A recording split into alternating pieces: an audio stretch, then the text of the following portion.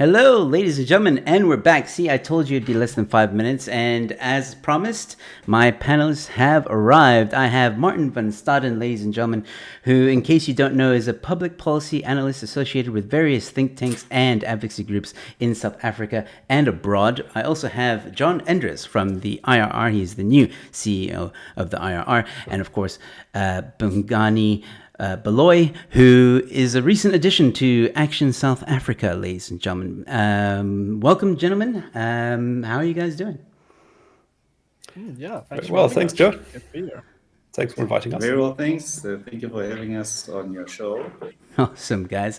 All right. So once again, to Martin and Bongani, thank you guys for coming on. This is the first time you guys are on my show, and hopefully in the future I can have a 1 hour interview. But we'll discuss that another time. Right now, we are here to discuss something quite important, and I was explaining this to my audience before you guys came on. This is like a discussion panel. It's not really a debate panel. I want to have an honest and real discussion about this issue that is going on in South Africa.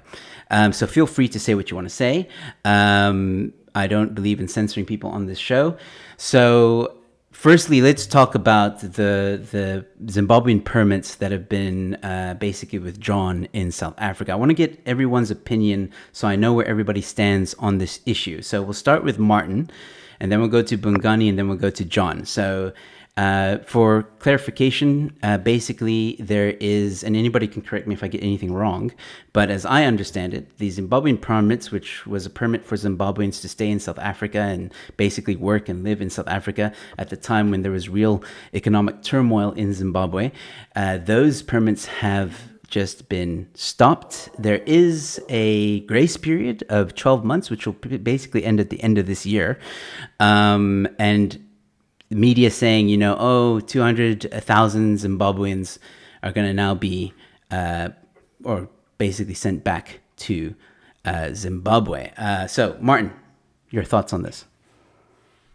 Yeah, thanks. So, my thoughts on this will be pretty much the same as I think as we go through the show on various levels of immigration policy, and that is simply that, if the problem is undocumented immigrants, these Zimbabweans are documented.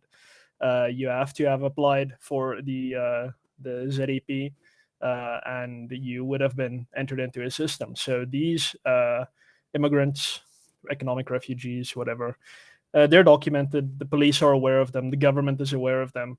It does not seem to me, other than the phantom economic crisis that immigrants apparently bring into our economy. Other than that, I don't see there being an issue. These are not people that are slipping through the cracks of our criminal justice system. These are not people who are committing crimes and not being seen. These are people who the police are very aware of, and as a result, I think they should be able to stay. Just as I would argue for any immigrant anywhere. I think there is a profound, not only injustice, I do think there is an injustice attached to it, but also a type of arrogance associated with a government that believes it is just perfectly positioned to decide what types of skills an economy needs, what types of people an economy needs, which types of people businesses should be able to and should not be able to employ. That's a type of arrogance that really irks me in a very bad way. The associations that you mentioned earlier, all of them, without a thought, that I'm involved with, that I work with, that I advise, are organizations that are dedicated to a free market economy. To respect for the dignity and worth of the individual, regardless of where they might hail from. And central to this really is this insight that, listen, at the end of the day, the government simply doesn't have the competence to know what an economy, what a market needs. That is something that the market decides. That's something that the people themselves decide. That's something that businesses decide, and so on. That's not something politicians can decide. And certainly in South Africa, all decisions of note are made by 230 ANC members of parliament. That is a majority of the National Assembly. any law that gets passed requires the consent of usually it's going to be 230 ANC MPs. I'm not someone who delegates my who feels comfortable delegating my interests to that group, and as a result, I do find it very problematic when they do things like this. So yeah, very long story short, if the issue with immigration is we cannot, we don't mind immigration, we have a problem with undocumented immigrants. If that is the problem, then there is no problem here. These people are documented. They're here. We know about them. The government knows about them. They're not committing crimes that we can't see. But of course, if the problem is something else, if the problem is this idea that foreigners, as foreigners, are coming here and taking jobs from South Africans, yeah, then we get into interesting into an interesting discussion, because that is where I guess my free market principles makes me sit back and question and ask, listen, if I want to employ a Malawian or a Zimbabwean, that is really my choice. That is absolutely nobody else's choice. Whether I make that decision for irrational reasons, whether I make that decision for economic reasons, that is literally only my business. Nobody is losing out on a job that only I have to give. That is only I make that decision. So yeah, if it's about economics, we can get into that. It becomes an interesting discussion. But if it's just about legal versus illegal immigration, that's a red herring. I think at the end of the day, it's about, do we accept foreigners as people with the same entitlement to individual liberty, to economic freedom that every South African does have.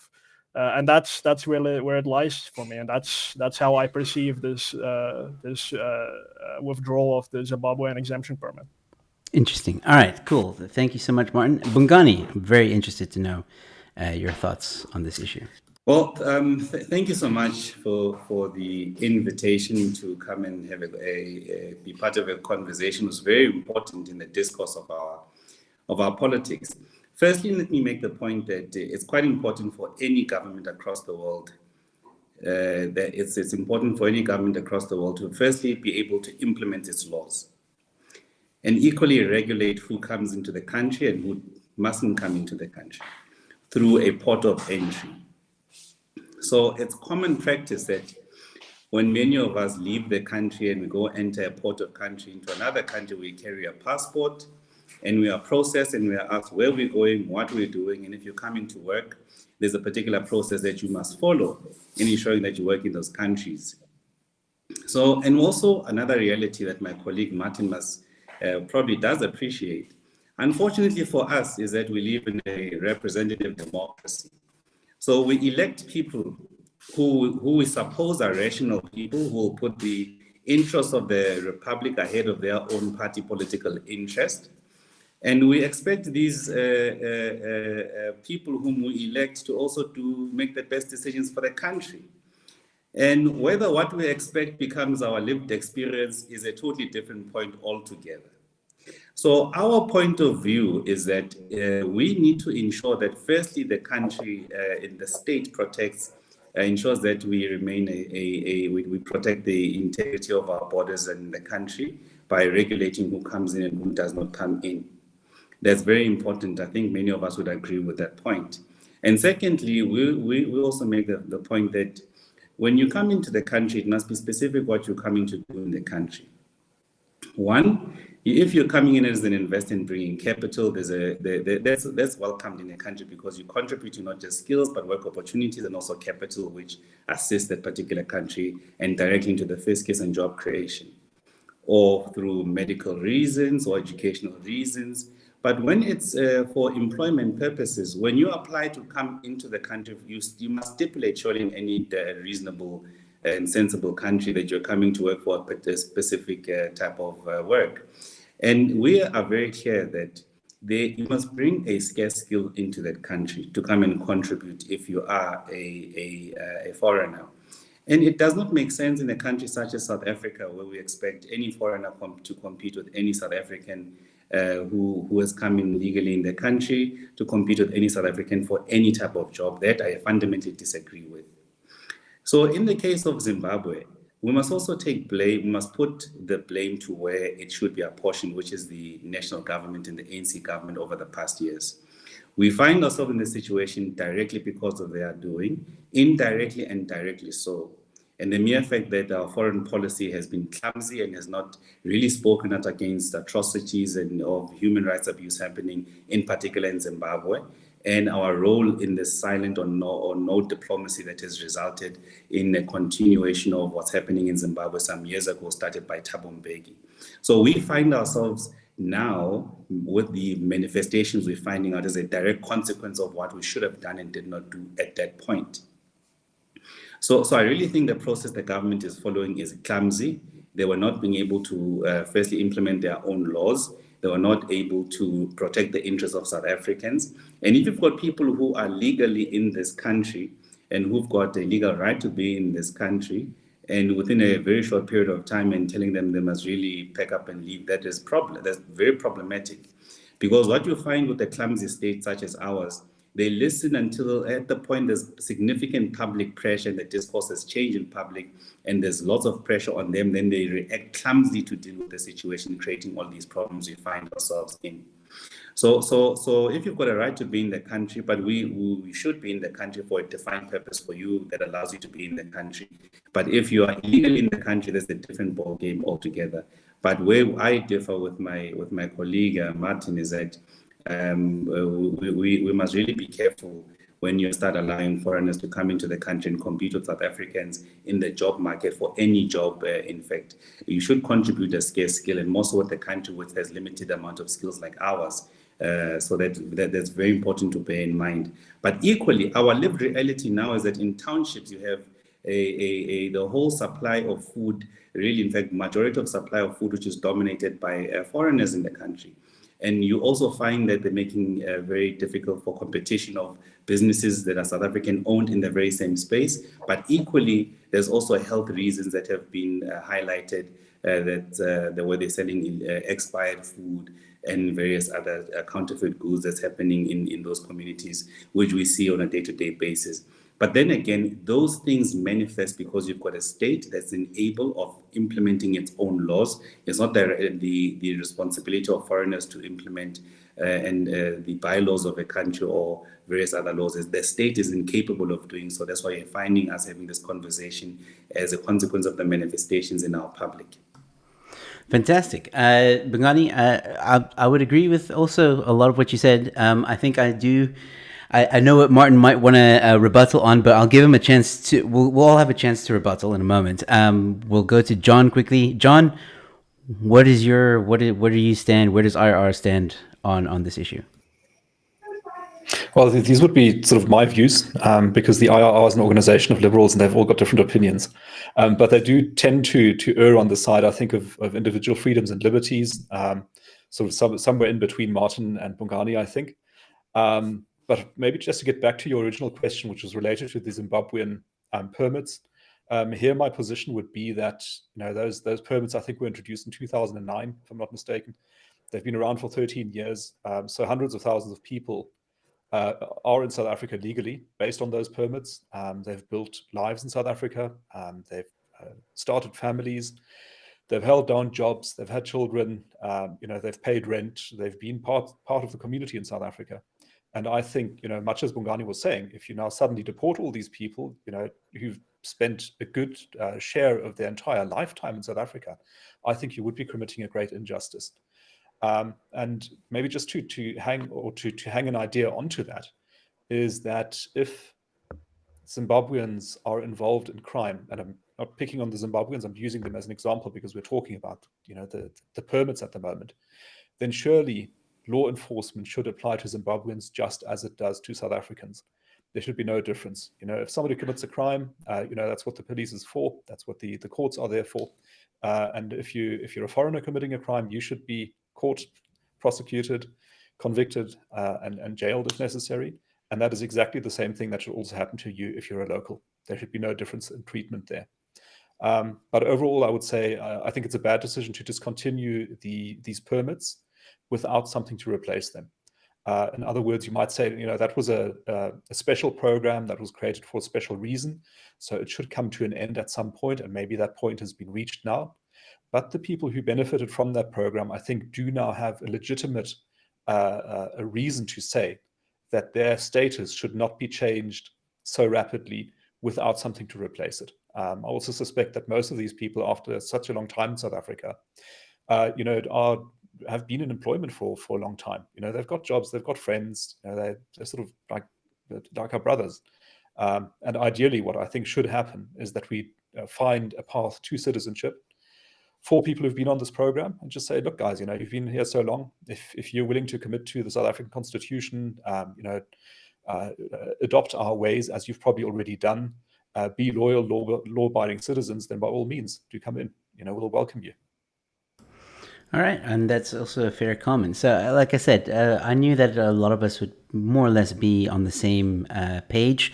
I do want to push back a little bit on the idea that, because this needs clarity, all right? There's a lot of rhetoric going around from opposition parties.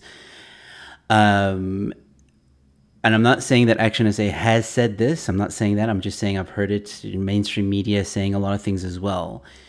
I want clarity from Action SA, all right? Where exactly are you guys fighting for the Zimbabweans now? These ones that have been that are a victim of this decision, because I do know that Herman Mashaba did come out when it was first stated and said that this is wrong, it's not right. So with regards to just the permits that is happening now, where is Action SA? Do you agree with this? Do you not agree with this? Bongani.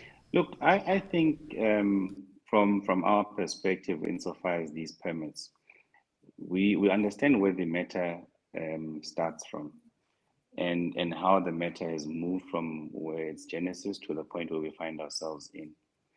And we also equally make the point that people who've been in the country legally, these people did not cross the river at somewhere to get access to South Africa.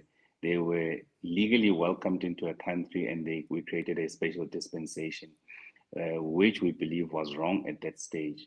And I've got people who've been living in this country who are legally in the country, and now who are also protected by the laws of the country. Some will enjoy some livelihood in the country as well. And now you're going to say, we're going to change these things. So you're going to affect people's livelihoods. And you see, the unfortunate thing is that these conversations become topical at this stage as a consequence of our economic position as a country.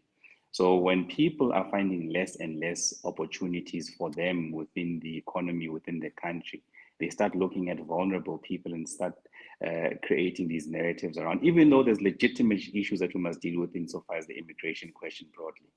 So what they've done needs to ensure that they follow a process which is reasonable and just to allow people to sort out their affairs. But at the same time, you see, the clumsiness of the ANC is that you allow people into the country, they are able to compete in the job market, where and without any restriction whatsoever. And now you're also going to come out and say you are also not allowed to compete in the following areas of employment. What happens to those who are already employed in those areas? So we are caught up in a storm which is created by the ANC, who are the authors of where we find ourselves at this point in time, and we really appreciate the potential impact is going to have on law-abiding foreigners in the country. All right, great. That pretty much sums it up for me. Thank you, Bongani. All right, Martin, was there something you wanted to say to Bongani's previous statements, or can I ask my next question to you guys? No, I do have thoughts on everything that everyone has said, but I guess we can put that into the conversation. We'll probably come across it, because there's one thing that I really want to get into, which is a touchy subject for a lot of people, and I've seen it on social media, I've seen it in headlines, this rhetoric that Bongani kind of touched on as well, that foreigners, and I'm not singling out any specific foreigner here, I'm talking about in general, foreigners are stealing South African jobs. I I'll explain my view on this, and I'm sure I'm going to get a lot of hate for it later, but it is what it is. I side with the air of like, a free market would solve this problem. I think that people should be allowed to work in South Africa legally. Obviously, I'm not saying come across the border. I'm assuming all the foreigners that are coming here have come legally. And they're allowed to be in whatever industry they want to be in, whether it be carpentry, domestic, a scientist, a biologist, or whatever, whether it be speciality or not. They should be allowed to work and contribute and own businesses and create more job opportunities for even other South Africans. That's I'm trying to keep it as short as possible. That is my thoughts on that. I know that there is a problem with foreigners, taking over certain spaces. Most of them are probably illegal here anyway, and those are the ones that we should be saying, hey, get out of our country. This business is illegal. You're not allowed to be, using this or having this business here.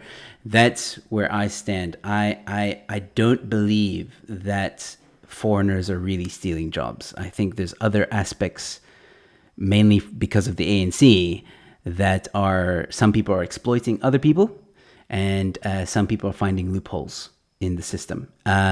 So Martin, you can let me know what you think of that. So basically the question is it true that foreigners are stealing South African jobs? Yeah, so I mean, you contacted me to be on the show after I made a tweet that said not one South African is unemployed because of foreigners. And then I identified what I think the reason for our mass unemployment is. And to me, that really comes to the crux of the matter. So obviously what I was saying was hyperbole. Yes, there are some South Africans who went to a job interview and that job went to a foreigner. That does happen, obviously. So there are a few South Africans who are unemployed because a foreigner is in fact employed now. It's not that simple, of course. The owner, as I said earlier, or the entrepreneur may have their own list of reasons for why they would prefer that individual. And I happen to think that their nationality is probably very low on that list. And that's specifically when it comes to skilled jobs, skilled positions, very professional, technical, and so on. A professor from the United States who has specialized in a very specific academic field, he's going to get the job at a South African university, regardless of whether a South African professor in the same field, but not with quite the same credentials, is available. That's simply the nature of a skilled job market. But South Africa's unemployment problem is an unskilled unemployment problem. And please, I don't use the word unskilled pejoratively. That's certainly not my intention. Labor work, the type of jobs that a greater number of people can do. That's where our unemployment problem fundamentally lies. And in that respect, I don't think if you get rid of, let's say there are 3 million undocumented Zimbabweans in South Africa. If you say poof and they're gone, they're all back in Zimbabwe, I don't think 3 million of our 12 million unemployed South Africans are simply going to flood like an ocean into those open job postings. I don't think that is the case. I don't think that makes economic sense. And it comes down to the fact that those Zimbabweans do not occupy the jobs that they do because they are Zimbabweans. They occupy those jobs for a very basic reason that the left in South Africa, the authoritarian left associated with the ANC and the EFF, are very comfortable pointing out. They know this is the problem. They say our labor laws do not protect foreigners, and therefore they are appointed. South Africans who are protected by labor laws cannot be exploited, and therefore they are not appointed.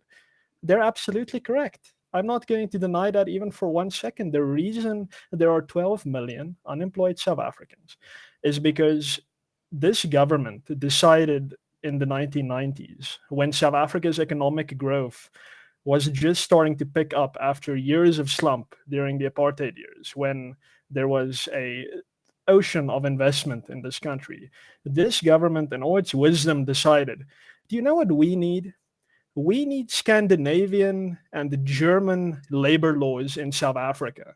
That is what we need, because we can leapfrog development we can leapfrog everything that those countries did in Europe for hundreds of years to become wealthy and strong economies. We can jump over all of that and copy their laws as they have them now, and we will get the same thing. Now, lo and behold, that is resoundingly not what happened. What happened was that our economy, with a relatively large number of unskilled labor, came under the so-called protection of an incredibly destructive labor law regime. And if you go around asking businesses why they're retrenching, let's say before the government destroyed the economy with COVID, with lockdown, before that, you would almost always get the same answer. South Africa has a very hostile labor market. A few weeks ago, I believe 2 security guards were murdered by striking clover workers because there was a planned retrenchment. Getting involved, you need hair on your teeth to get involved with South African labor, not because South Africans are violent, but because there is a system of incentives associated with the Labor Relations Act and its associated laws that make unions so powerful that they bring about this violent culture. You simply cannot easily get rid of ill-disciplined employees. You simply cannot easily get rid of unproductive employees. You will spend months in the ANC. If the union hates you enough, you will spend even more time in the labor court, in the labor appeal court. It is an intricate system of so-called protections, and I use that word very sarcastically. You're protected into unemployment. That is what our labor law does. And that is fundamentally what keeps South Africans out of work. If a foreigner is willing to work for less than the minimum wage because they are not documented and they do not get the protection of that law, naturally, someone who is only willing to pay that amount of money will appoint the foreigner. One of the basic insights into economic theory, and really its economic reality, is that value is always subjective. If I only have 500 Rand to give to a gardener to come into my come and fix my garden, I know it's a very stereotypical example, but if that's all I have, that's all I'm willing to pay. So a minimum wage of 3,000 Rand a month is not going to change that. If I cannot appoint the foreigner at 500 Rand a month, I'm going to appoint nobody because it's only worth 500 Rand to me. So take the foreigner away. Poof, the Zimbabwean is gone. I am not filling that job with a South African. And it's only because I am not allowed. Not only am I not allowed to appoint that South African is not allowed to take the job. That is, in fact, what the minimum wage is, for instance. So I've gone on for a long time here, but it comes down to this point. The reason South Africa has 12 million plus unemployed people is not because there is a bunch of foreigners hogging up all the jobs. It is simply because this government has a backwards ass labor policy, which it is unwilling to touch. The president talks about cutting red tape. You should know he is specifically excluding labor laws from that. So that is where our problem lies. And I think we missed the point entirely by allowing foreigners to be scapegoated in this respect. We need to identify the problem for what it is, get rid of our labor laws. And in that respect, I agree with you entirely, Joe. A free market will absolutely solve this problem.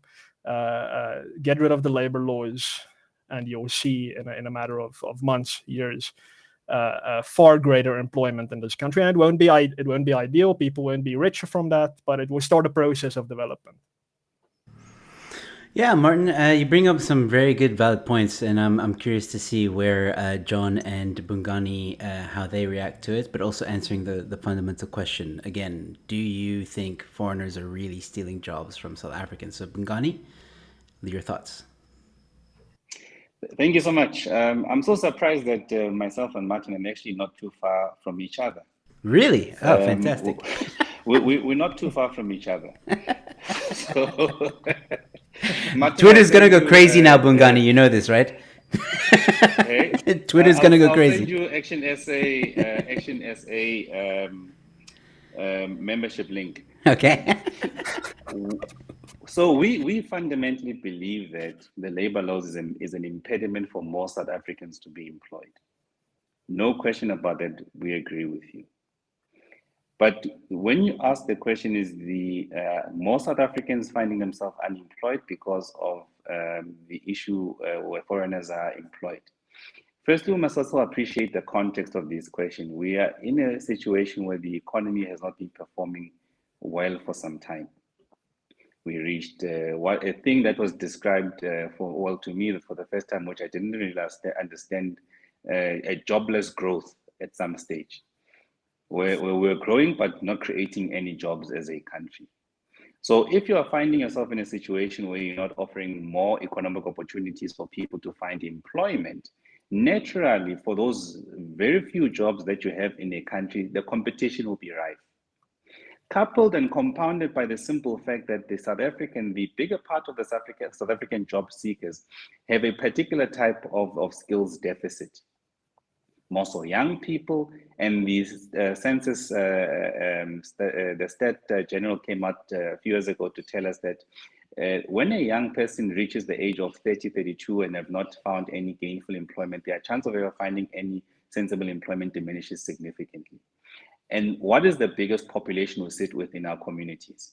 So I have a full appreciation of the academic definitions and those that make sense. So now let's locate the type of thinking and challenges in a community where people have a skills deficit, they are struggling to find unemployment, and wherever they go, where they go to interact or transact economically to buy something from a Pick n Pay, to buy something from their local spaza shop, local restaurants, if they are very lucky, if they're not going there just to find employment, they're finding people who are not from the country.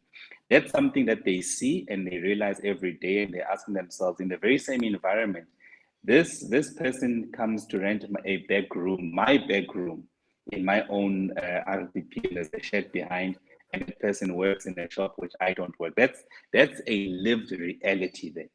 So unfortunately, in a situation where every economic opportunity is seriously contested, and it manifests because we've got a useless government which is unable to implement its laws. And by the way, the illegal foreigners in the country are beneficial for various reasons and for various people. So there's a value chain that many people don't want to speak about, the value chain of illegal foreigners and how they benefit some people and in some sectors of the economy, and to the detriment of South Africans. Whether or not South Africans will not accept that, or whether they will accept that, for me it's very different. When I was a mayor, people were accepting 100 between 8 Rand and 100 Rand a day. And if you compare to what somebody who works in ShopRite earns, to a certain extent, you find that there's a job that they will gladly take. So sometimes I have difficulties with the reasoning that South Africans refuse to take a specific amount and therefore foreigners take that. I think that's not the real reason. In fact, it may well be that foreigners are paid much less than what the minimum wage would be. In fact, so there's a serious exploitation happening at that stage, and it's something that we've dealt with for an experience as well. We don't have an issue when you're coming into the country and you're competing, you've got a scarce skill. It's much more technical in nature. We don't find those skills in the country, and there's an issue of also transfer of the skills. You benefit the country and the economy. No issues with that.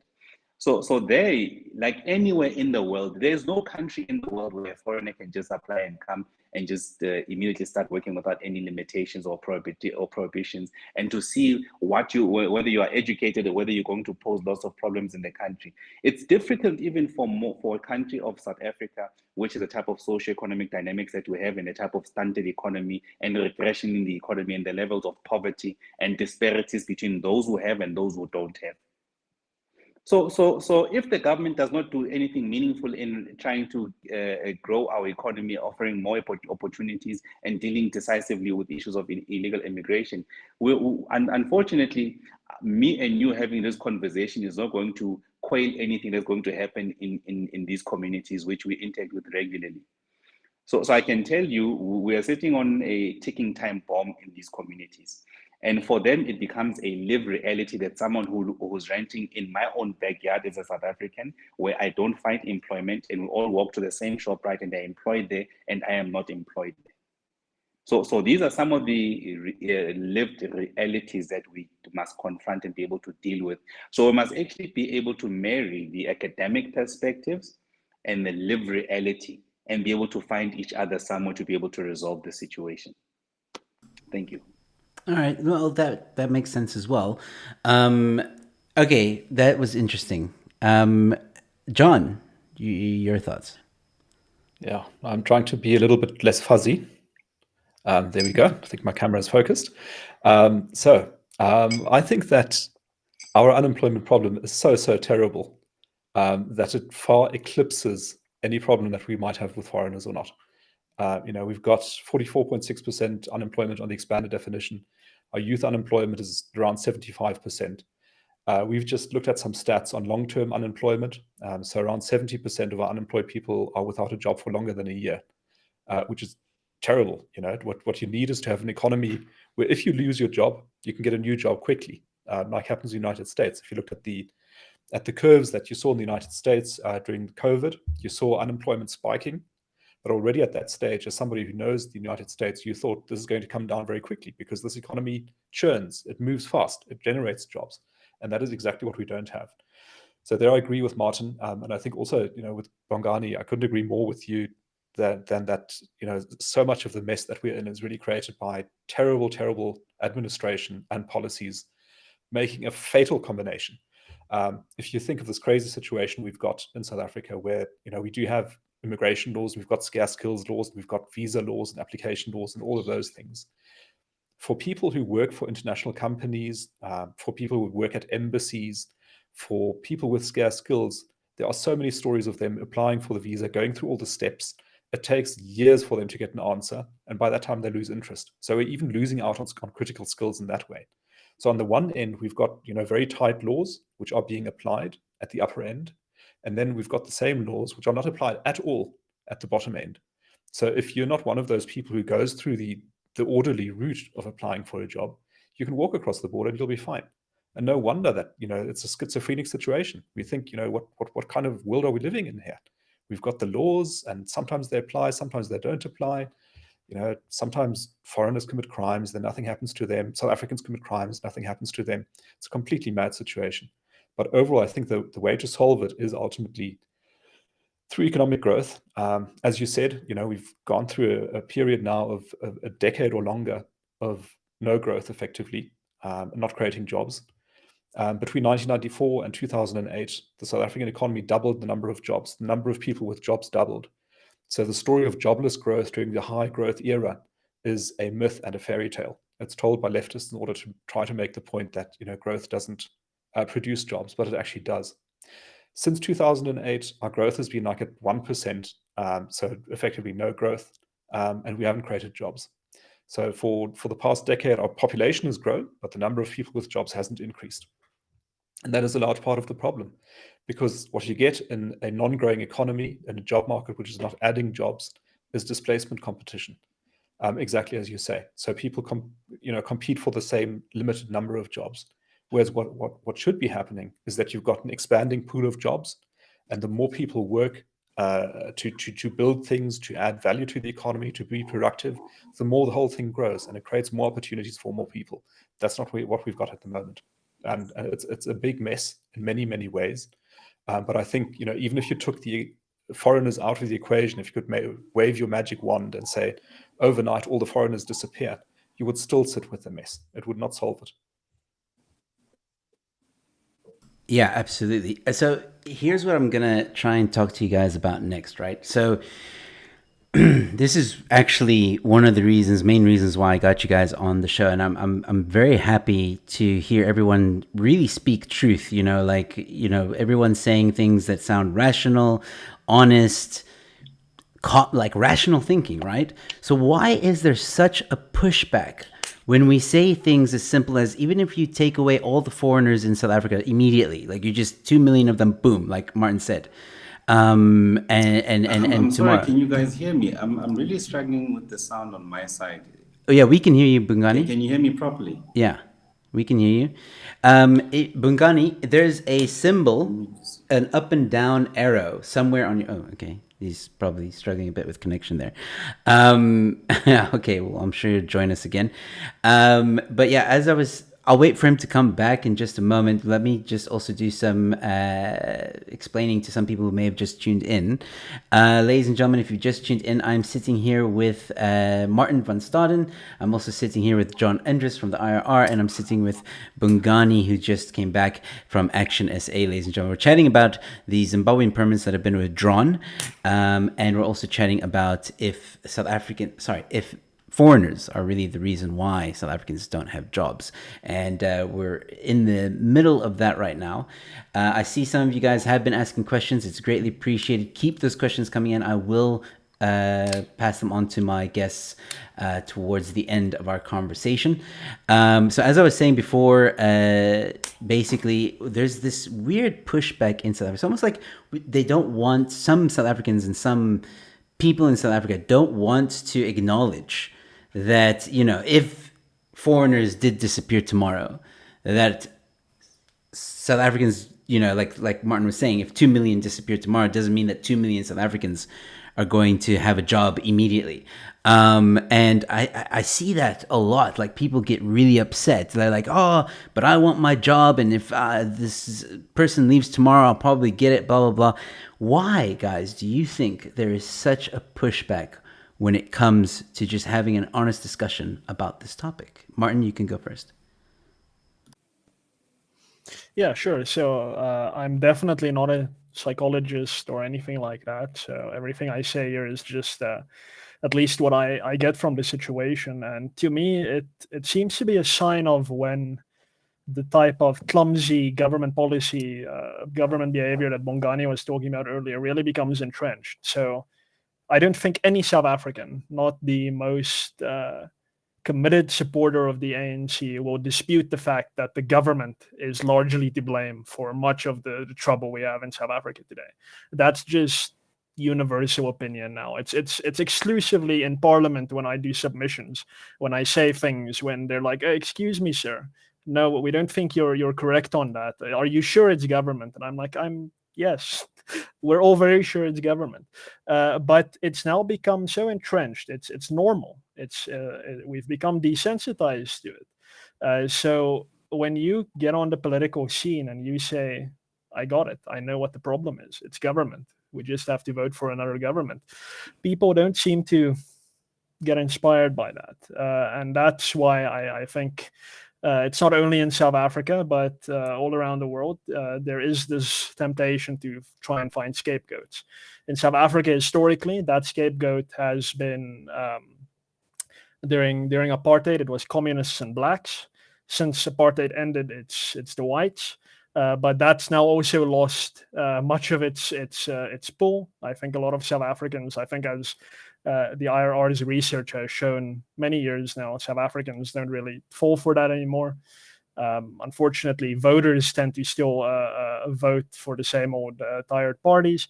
But on the whole, South Africans aren't convinced that the scapegoat in South Africa in the democratic era are a bunch of mustache twirling white capitalists trying to get everyone. So the next best thing, really, I guess, is foreigners. It's not a new phenomenon in political history that foreigners have to bear the brunt of scapegoating in a society that is verging on collapse in many ways. We've seen this throughout history, where people are just grasping for the third force. Is it the globalists? Or the foreigners? Is it white monopoly capital? Simply because saying it is government and government policy. It's South Africa's problem is really simple. We have a large host of very bad laws, and if you get rid of those, the problem virtually disappears. That's a very simple answer, and people simply see that that's not going to happen with this government, and God willing, this government isn't going to be around for too much longer. But up until this moment, we're still quite used to it, and foreigners are the new toy to bite and rip up.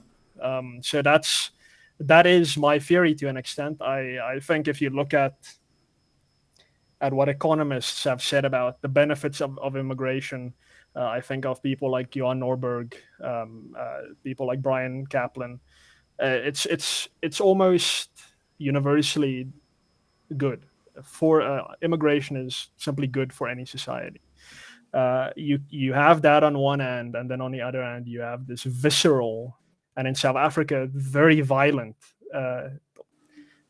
I want to use the word hate for foreigners. That contrast is perplexing, and the main reason I can really see for that is that South Africans are grasping at straws for someone to blame. It's not the whites, so it's going to be the foreigners. And then, I mean, as Bongani said, it becomes easier when you go to ShopRite and the foreigner living in your backyard has the job, but you're unemployed.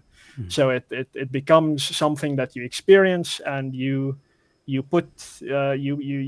come to the incorrect conclusion. That person is not employed because they're a foreigner. They're not employed because the owner of ShopRite wants to keep you poor. That person is, according to my view, employed simply because they're offering something that you do not offer, and that's something that only the business owner can determine. That is not something that government can determine for them, and that's not something you can determine for them.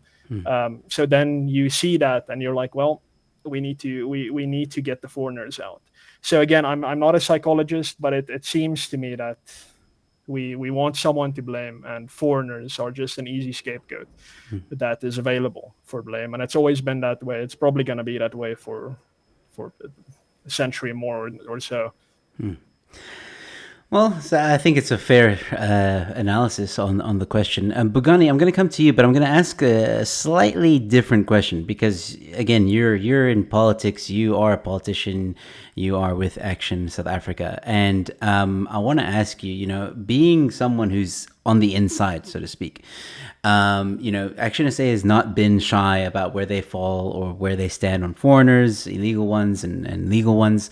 And I think Action SA really, made some noise in a way with making that stance. Herman Mashaba being, at one point being called the Trump of South Africa, which I found I had a bit of a chuckle at. But I think, and look, I've had Herman on my show. I think he's a great guy. And the point I'm trying to get to is, where does Action SA or where do you, Bongani, sit on this idea that basically, Action SA kind of started it. DA tried it. It didn't really work out for them. The message was misread. Some other political parties are now jumping on the bandwagon as well. What in the political sphere of this, doesn't it seem kind of crazy to get pushback for again thinking so rational and all that stuff? So yeah, and then now the ANC kind of jumping on the bandwagon in a way, but doing it clumsy, like we've discussed. From a political stance, how does it feel to have this pushback, and where do you think it comes from? What pushback specifically? I missed that last part. The pushback that you get from the public and maybe from some fellow politicians who are like, oh no, to say that, if we got rid of foreigners immediately and that South Africans wouldn't get the job, that is now left is like, some people call it racist, some people call it xenophobic, some people call it I don't know what and what. But yeah, that pushback and the experience you've had from your opposition parties. Look, we live in a democracy, and there'll be differences of views, and that's something we appreciate. So if there's pushback and differences in our views, we're not shy to go where angels fear to go.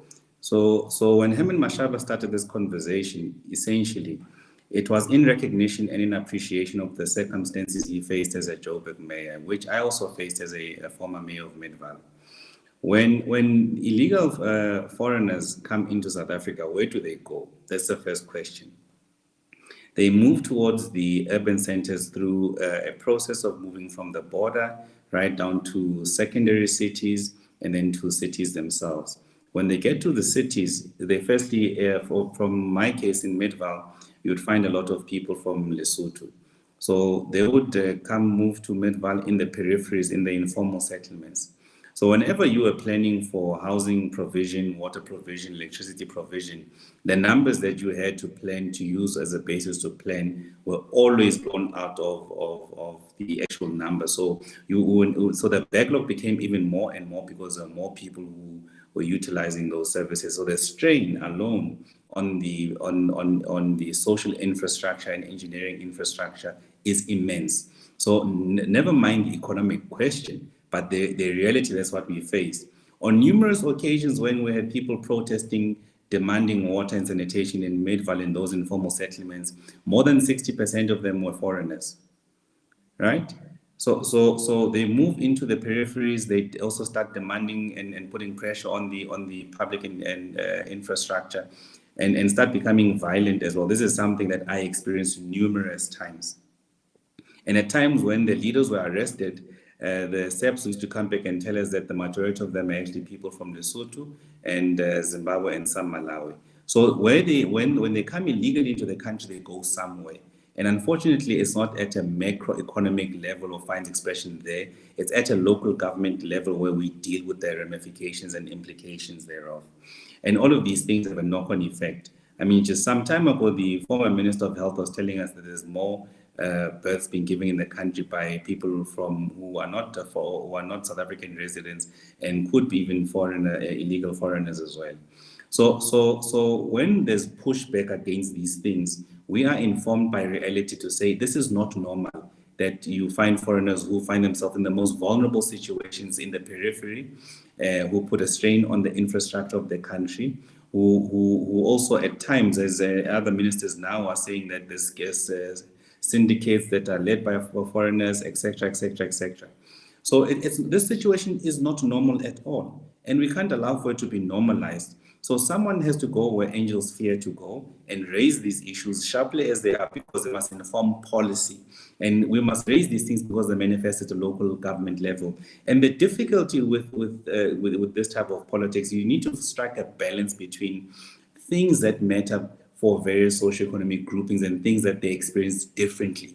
So there's no person who can tell me that someone who's a middle-class person would feel the same brunt as someone who's in an informal settlement who has to live amongst the type of environment and share resources and compete at the type of level.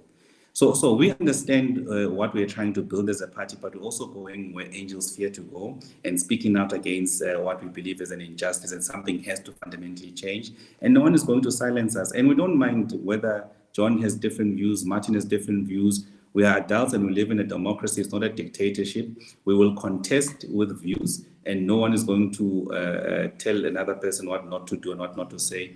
And we're going to campaign on these things and demonstrate the inefficiencies of the national government, which, as a consequence of their mismanagement, has given us all of these strange situations we deal with today, and that becomes our reality, which should never have been the case.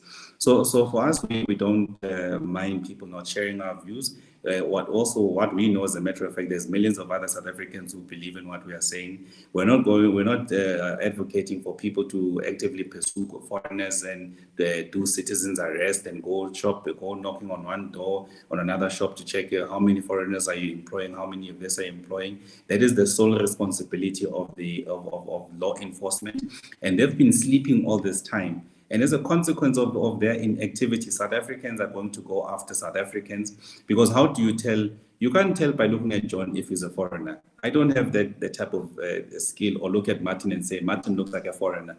So how do you determine? So John, obviously, everyone knows that John has a bit of a strange accent.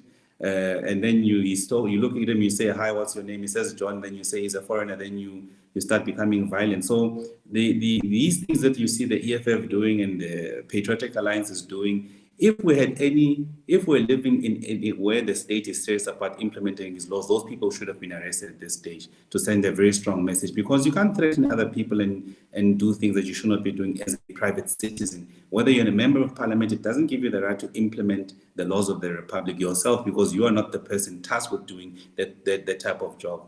So we don't encourage that.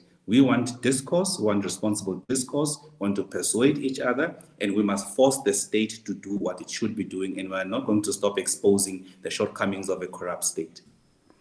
I like it. I like it. I like it a lot. Geez, Action SA. Kind of, I feel like you're fighting for my vote, Bongani. We're about action, my brother. I'll send you a link to our membership link as well. Yeah, it's all good. All right, so John, coming to you now. Yeah, I think I'm interested to know, what are your thoughts? Again, IRR constantly has gotten pushback from a lot of people, labeled horrible things.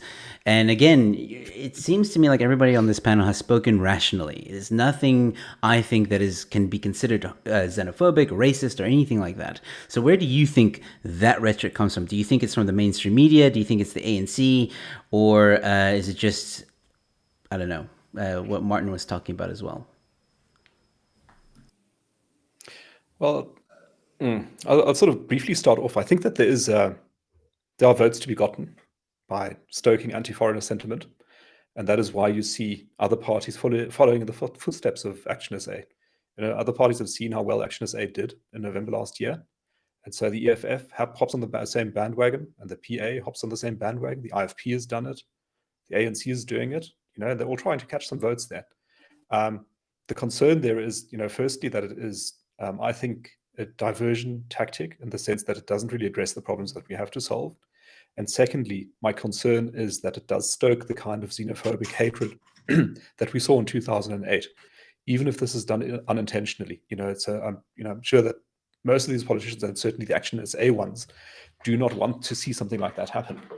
But it can, because you're saying, the foreigners are the ones stealing the jobs, the police must deal with the foreigners, et cetera, et cetera. That is my concern. So, I understand the political messaging, but I do hope that it will be handled with a great deal of responsibility and knowledge of how dangerous it can be to just step over that line from law and order to, get rid of the foreigners. That is my concern. But maybe, I know we're short on time, and I did want to share just two pieces of interesting information with the listeners. The one is in response to a question by Vut Zako, I think, in the chat. How long will it take to reverse the unemployment situation in South Africa? And then you ask, with the ANC in power versus alliance partners in power. With the ANC in power, it will never happen.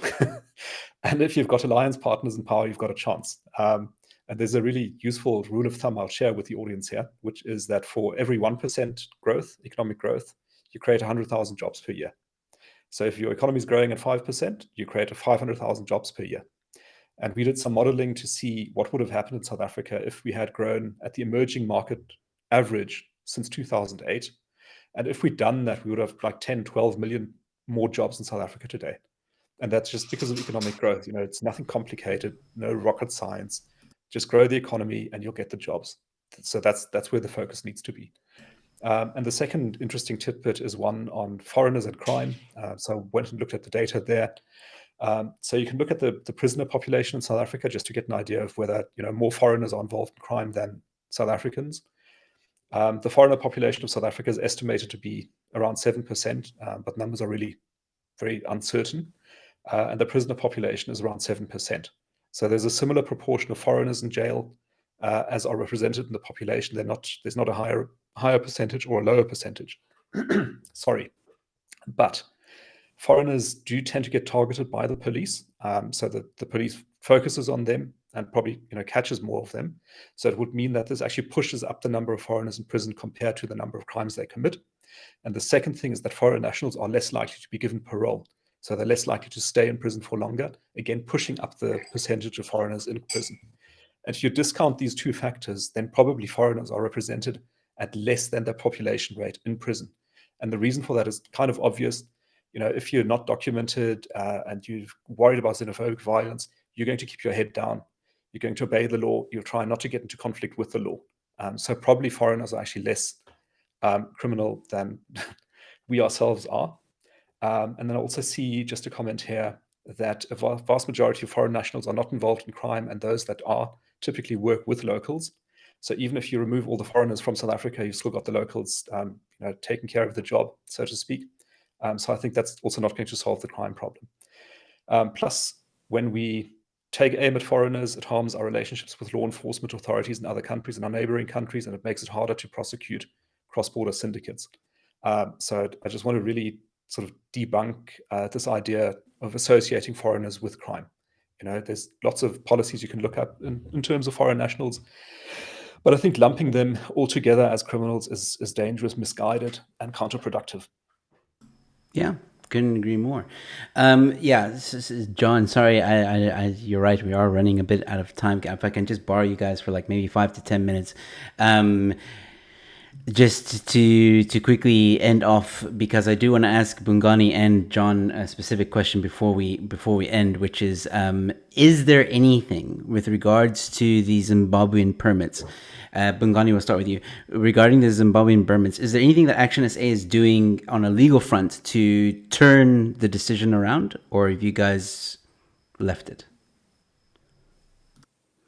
No, it's not an issue that we're actively pursuing through the court. I think the state has prescribed a process to follow. We are monitoring that process. And as and when we feel the need to be able to insert ourselves and add our view, we may decide to do so. All right, cool. And John, IRR, are you guys fighting to turn that decision around? I think the IRR, a great deal of what we spend our time on is a game of whack-a-mole, because there's bad laws and bad ideas popping up all the time, and we try to hit them with hammers. And the Zimbabwean permits are on our radar, but currently we don't have a campaign on that. But we are monitoring it, and I think we'd also, if there was a possibility of giving input in a public process, we would very much like to do so. All right, cool. So you guys are all keeping an eye on it. That's fine. All right, guys. Yeah, I'm gonna cut it here because it's an hour, and I know you guys are very busy. And I just want to say to all of you, Martin, Bongani, John, thank you guys so much for giving up an hour of your evening to join me on the show and talk about something that's actually quite important. And I'm glad that we had this conversation, because I think a lot of truths were said tonight, and I hope that some people will digest that. And think when they see some of the horrible things that are being said about foreigners in South Africa, and really do a bit of research and get to the crux of the issue. Before we go, I'm going to allow each one of you to punch yourself, just very briefly in 2 minutes, 3 minutes, just say where people can find you. But by the way, guys, I have linked everyone's Twitter handle in the description, so if you want to follow them on Twitter, you're more than welcome to do so. Martin, Bongani, John, all linked in the description. But Martin, where else can people find you? Yeah, absolutely. Joe, thank you for this opportunity. It's been great to have this discussion. I personally expected a huge battle to be held on this platform tonight. I have notes and everything, was ready for war.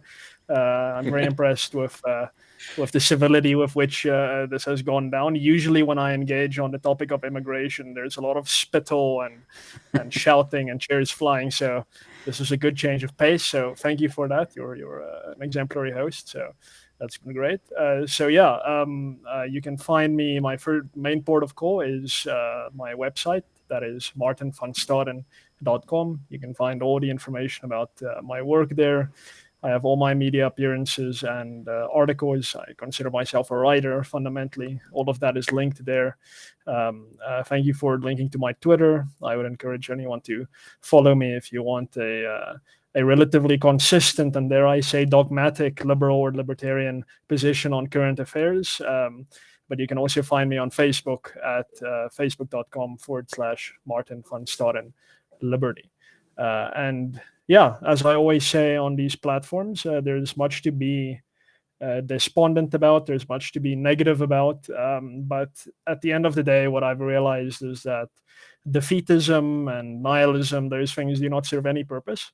You can turn a country around in very, very short order. It's never too late, no matter what opinion makers try and say. Even if the economy collapses, if we just make the right choices in that moment, we can become prosperous and free society in very short order. So keep up the good fight, stay positive, don't become a defeatist, and do your bit. It only takes about 2% of the population to drive significant change. So there's always a chance. And again, Joe, thank you. Thanks, John. Thanks, Bongani. It's been excellent. Cool. Bongani, where can people find you? Well, thank you so much. I'm a one-trick pony, so people can find me on Twitter. I can't even remember what my Twitter description thing is, but you'll share it. If anyone wants to get a hold of me on Twitter, you'll find me. And again, I think this has been a useful occasion to have a conversation about such an important thing happening in our country. But I think from our side, we're very alive to the realities of our people. And we've taken a position that we're not going to sit on the fence on matters. We're going to make our case known. Whether people support it or don't support it is what we believe in. And we'll actively engage in pursuing and persuading South Africans to lean the direction of where we're going with our alternative as an offer, as a potential alternative government in 2024. So we are actually going into various similar spaces, having conversations with people and clarifying our position on immigration. And because people generally don't differentiate between illegal foreigners and legal foreigners and how you deal with them in terms of the law. But equally, I still say I think it's the responsibility of state to ensure that people come into the country correctly through our ports of entry in our process, and we know what they're here for, and they must come to contribute positively towards building our country. So that's what we say on this matter. I know many people don't agree. We've been saying it, our leaders been saying it for the longest of time to trigger debate along this. We're not advocating for anybody to go and chase foreign and do all sorts of things. They must allow law enforcement to do their part, but equally, we'll also be going into other areas such as broad-based Black economic empowerment, which will be quite exciting for us in terms of our economic policies that we'll be engaging on, and also the type of society we want to build as Action SA, and how we want to build that and how we want to live amongst various South Africans in the community. So we're actually looking forward to it. I'm also pleasantly surprised that I agree with Martin, and we didn't fight as much as I was expecting to fight. I think he's such a decent human being. John, well, I know John very well. It's good to connect with him. But yeah, thank you so much. Yeah, thank you, Bongani, once again for making time in your busy schedule to join this platform. It really is greatly appreciated. And Martin and Bongani, I would love to have you guys on the show again, so we'll be in touch. John, where can people find you, my friend? Well, once again, thank you very much, Joe, for hosting a great show. And Bongani and I think we met before Bongani became mayor of Midvaal. So that's how long we've known each other. And we've sort of kept track, I think, of each other's careers from a distance. And I've been very interested to see, your progress. Also very interested to see your movement to Action SA, which I think is can be a hugely important party in 2024, as the stars line up in having a coalition or alliance camp on the one side, and maybe an ANC EFF camp on the other side. And that's going to be something that's going to determine the way that South Africa develops. It's also one of the reasons not to be despondent, as Martin said, because I think as long as we've got the ANC EFF policy world shaping our actions, shaping our decisions, shaping our economy, we're not going to get out of the hole. But as soon as we manage to find an alternative, we do have the chance of improving our lot. People can find me or us at www.irr.org.za. You'll find lots of reports, studies, articles there. And then we've also got an online newspaper called The Daily Friend. So if you just go to www.dailyfriend.co.za, I think you'll find it illuminating, entertaining, and enlightening in equal measure. And hope that you enjoy visiting the site. And thank you all for joining us tonight. Fantastic. Gentlemen, you may have your leave. And once again, thank you so much for joining me on the show and for a very enlightening and interesting conversation. I'll be in touch with all of you soon, and we'll have you back, no doubt. So have a good evening, gentlemen. Good night. Thank you. Good night, Good evening to everybody. All right, ladies and gentlemen, that was John Endres from IRR, Bongani from Action SA, and Martin van Staden. Thank you guys so much for joining me on tonight's panel. It's been great. If you're new to this channel, please consider subscribing. And once again, a special thanks you to Martin and Bongani for this was their first appearance on the show, and I'm greatly appreciative of that. They made time to come on and discuss this, and I was also expecting some fireworks. I'm not gonna lie, but I'm pleasantly surprised by how well discussed this issue was. And I think, the Zimbabwean permits, it is an atrocity what the ANC is doing to some of these legal immigrants that are here. And hopefully, as soon as there's an opportunity, these organizations and the parties will oppose it. Everyone's kind of just lying in wait to see what happens. But I do think it's a little bit unfair because some people have made a life in South Africa at the moment. But this was very insightful as well, talking about are foreigners really stealing South African jobs? And I think my panelists would agree, no. I mean, there are some situations, yes, but for the most part, the ANC is to blame for the lack of job opportunities. And that's something you mustn't forget about, and everybody must start realizing in South Africa.